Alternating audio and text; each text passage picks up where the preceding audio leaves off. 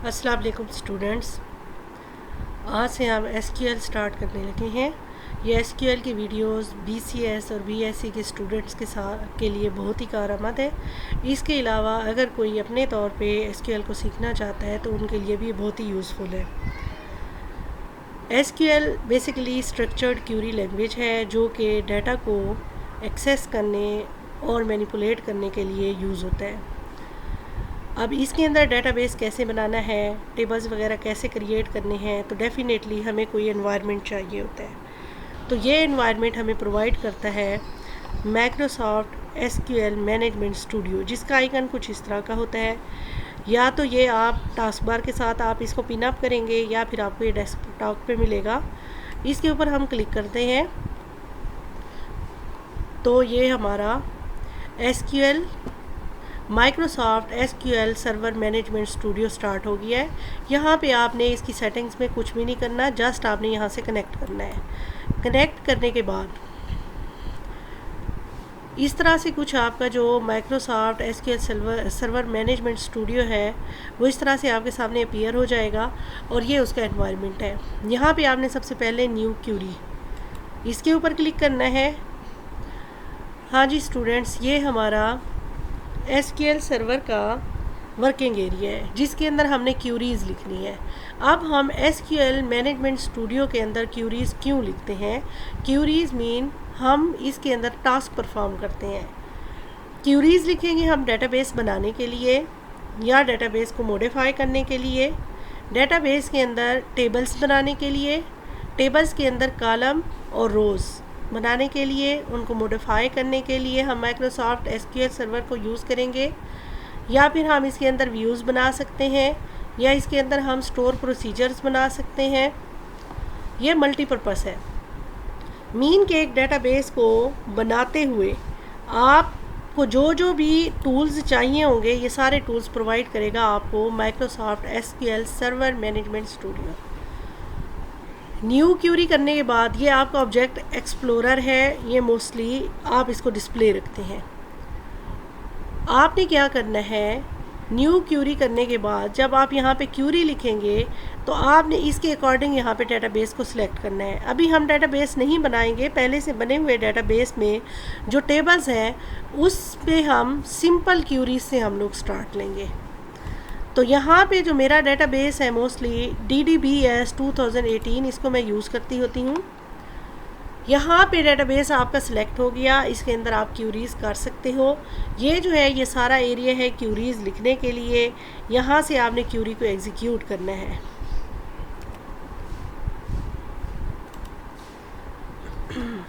Student lab 1 में हमने introduction लिया है माइक्रोसॉफ्ट एसक्यूएल सर्वर का और एसक्यूएल का।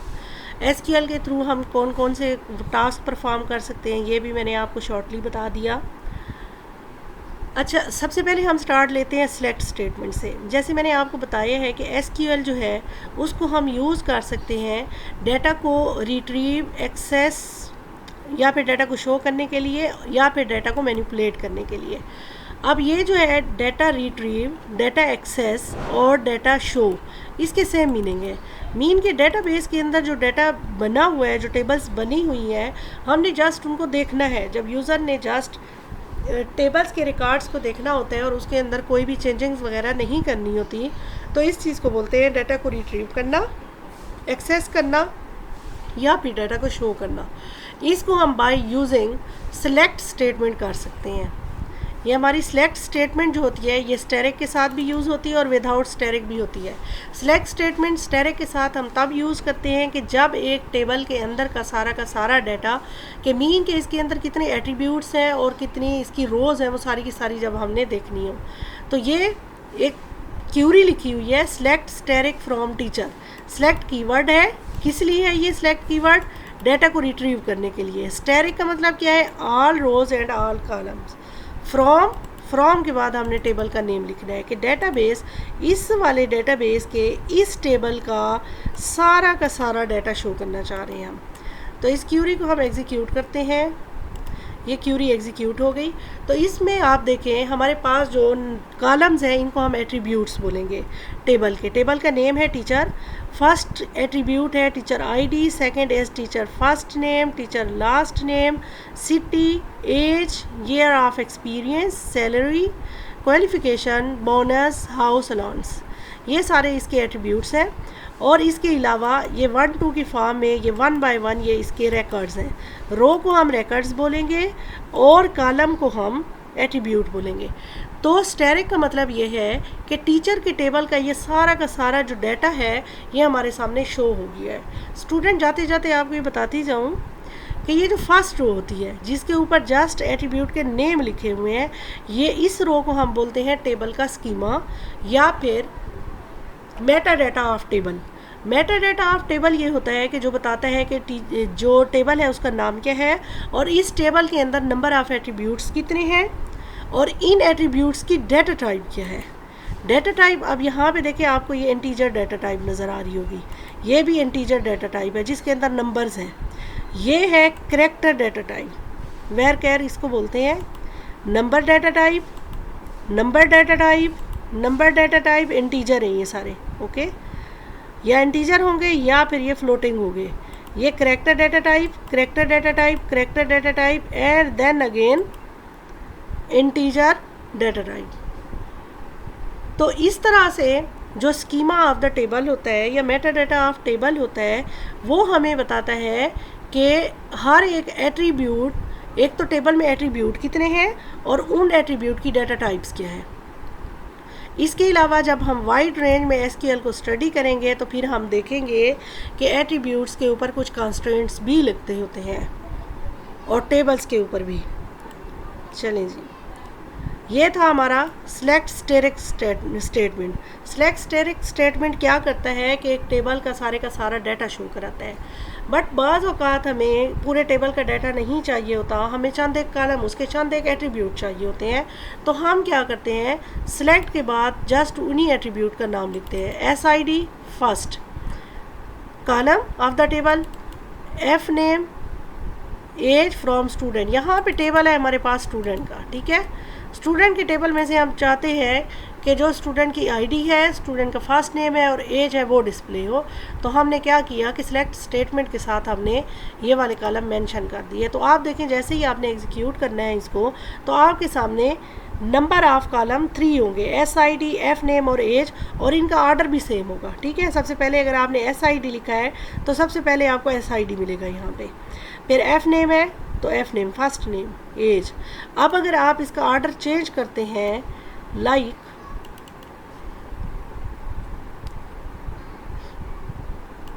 मैं अगर इसको इसके बाद लिख लूँ तो फिर आप देखेंगे कि एज के बाद आ जाएगा हमारा फर्स्ट नेम। जिस ऑर्डर में आपने क्यूरी लिखनी है उसी ऑर्डर में आपका ये जो रिज़ल्ट सेट है ये आना है। स्टूडेंट्स, ये आपका एनवायरनमेंट है माइक्रोसॉफ्ट एसक्यूएल सर्वर मैनेजमेंट का। ये आपका वो एरिया है कि जहाँ पे आपने क्यूरीज़ लिखनी है और ये वो एरिया है जहाँ पे आपका रिज़ल्ट सेट शो होगा, ठीक है।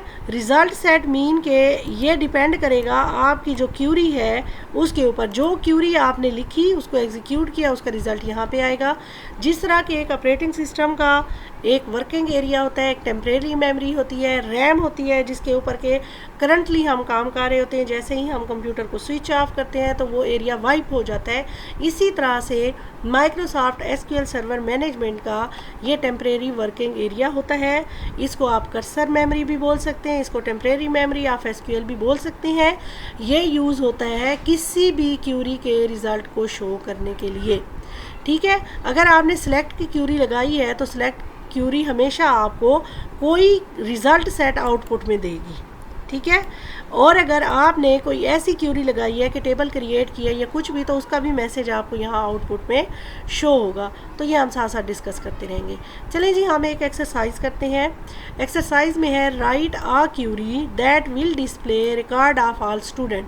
जब भी आपने देखना है डिस्प्ले, रिट्रीव, शो, एक्सेस, इस तरह के वर्ड आएंगे तो इसका मतलब है कि आपने सेलेक्ट की क्यूरी लगानी है।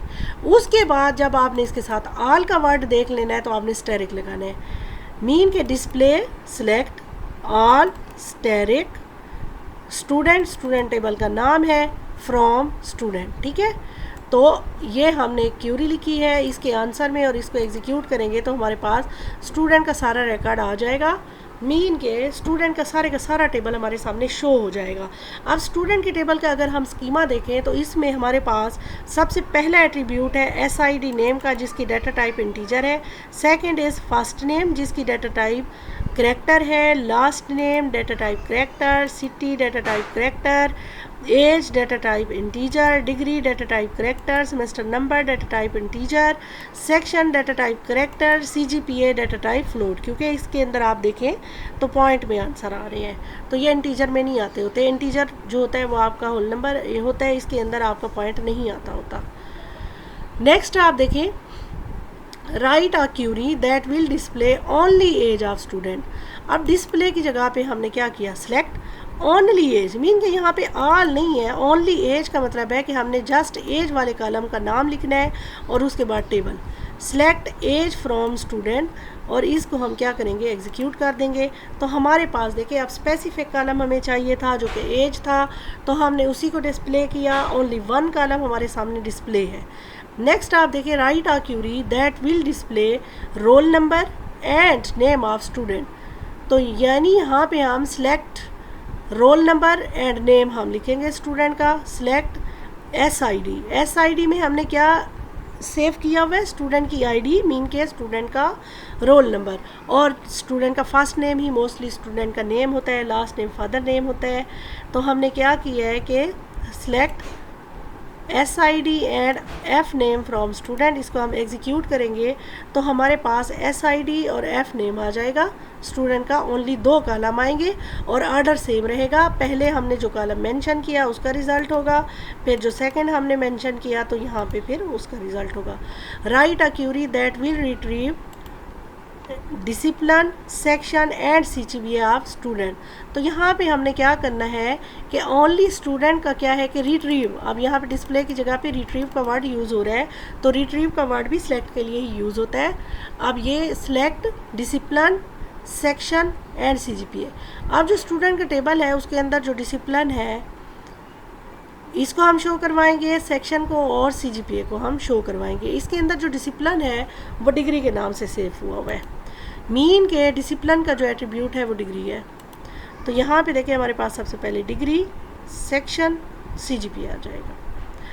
अच्छा, एक और चीज़, अगर हम इसके स्पेलिंग जो है वो स्मॉल में लिख दें तो क्या होगा। अभी देखिए हमारा जो रिज़ल्ट था वो कैपिटल में था, तो देखें ये हमारे पास स्मॉल में हो जाएगा। आपको एक बहुत अहम बात बता दूं कि जो SQL है ये केस सेंसिटिव नहीं है। केस सेंसिटिव मीन कि जैसे आप C++ यूज़ करते हो, तो C++ के अंदर बच्चों आप देखो कि अगर आपने कैपिटल A लिखा है, it is anything else from small A. Mean कि अगर आपने एक वेरिएबल बना दिया है कैपिटल A का और एक वेरिएबल अगर आपने बना दिया है स्मॉल a का, तो वो दोनों अलग अलग काउंट होंगे। लेकिन SQL में इस तरह से नहीं है, इसमें आप कैपिटल लिखो या स्मॉल लिखो सेम बात है। अब इसी तरह से आप देखो, आपने पहले डिग्री जो है ना ये कैपिटल लेटर्स में मैंने आपके सामने शो किया था और आप स्मॉल में किया, तो उसी तरह से देखो यहाँ पे इसका डिस्प्ले दे देता है। नेक्स्ट आप देखें, write a query that will retrieve city, age, name of student. तो यहाँ पे हम क्या करेंगे, select city, age, first name from student. तो इसको हम एग्जीक्यूट करते हैं तो हमारे पास देखें ये आ गया है। ठीक है, इसमें से जो आप F नेम है ना इसको मैं कैपिटल कर रही हूँ।